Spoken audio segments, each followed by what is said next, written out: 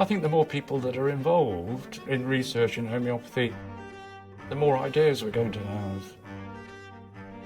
Science is really about there being lots of ideas, sometimes conflicting ideas.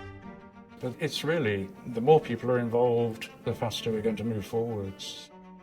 If you're on the wave of homeopathy as it develops, you're in a field of study that's going to get very exciting. It's like opening a door onto a new landscape. I mean, you want to just run through the door and explore as much as you can. I've been researching water for the last decade, and I have discovered a very specific freezing technique that allows me to see an impression of an influence in the ice. I have over 50,000 photos of water doing this, so it isn't random. When I've put a specific homeopathic remedy into water, frozen it, and then photographed it, I've observed that the patterns revealed in complete alignment with the homeopathic remedy. I think we've gone past that stage of demonstrating that remedies are simply water or placebo. And really the focus is not on demonstrating that there's a difference between plain water and potencies, but starting to understand what the potencies actually are and how they work. I presented work that we've been doing over the last 10 years on using sulfatachromic dyes in solution to detect and provide information about homeopathic potencies. I started off just working on my own, but now we have a collaboration between Professor Bonneman in University of Sao Paulo.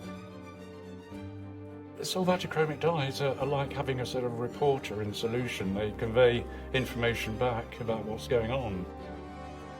These dyes subtly change colour in the presence of potencies.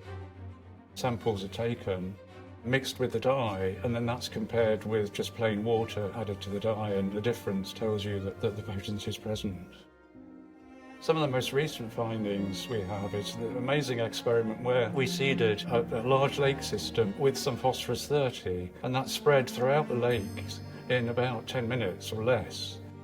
And so the whole 55 million litres of water turned into phosphorus-30, which was an extraordinary thing to see. And that initial growth phase of the remedy, where you start to detect it and then it reaches a maximum, I think has all the hallmarks of fractal growth. And so I think there's a case developing that potencies may have a fractal structure, which would be really interesting. I'll see a pattern that looks just like arnica flowers when I've used arnica as a homeopathic remedy prior to freezing.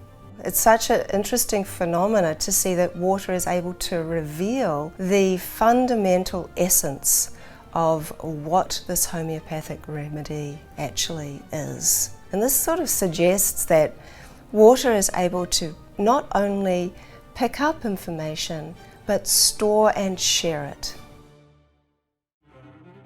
We have now 9 or 10 publications showing the evolution of the technique. So I think it would be hard for any critic to dismiss all of that.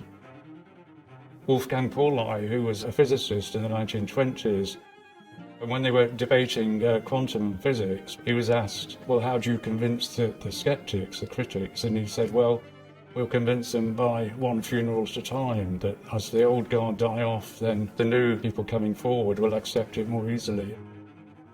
Hahnemann said that the way the homeopathic remedy can act to bring about an improvement in health or a cure, we give a remedy which removes the influence of the original thing, and then we step back and let it happen. We don't use drugs, we watch it. If there's another indication for a different remedy to get past that obstacle, then we give that, but then we step back and watch it. This idea is sustained in quantum physics with the Pauli exclusion principle. The reason that atoms, for example, that have a positive charge don't accumulate many, many electrons to them is because there is an underlying rule that any two particles that have the same configuration can't exist together at the same time. Only one can. My experience is no amount of evidence seems to convince the critics at all. But I have been told, well, if you can show us how it works, then we might stop and listen. If we know how homeopathy works, that's just an area of human knowledge which is going to enrich life in general. Not just how we view health and disease, but how we view the world. Also, Hahnemann said if we really applied homeopathy consistently, generation after generation, we would basically eliminate disease. But I think that's a wonderful goal to have, wouldn't it? If we had an earth in which there was no disease?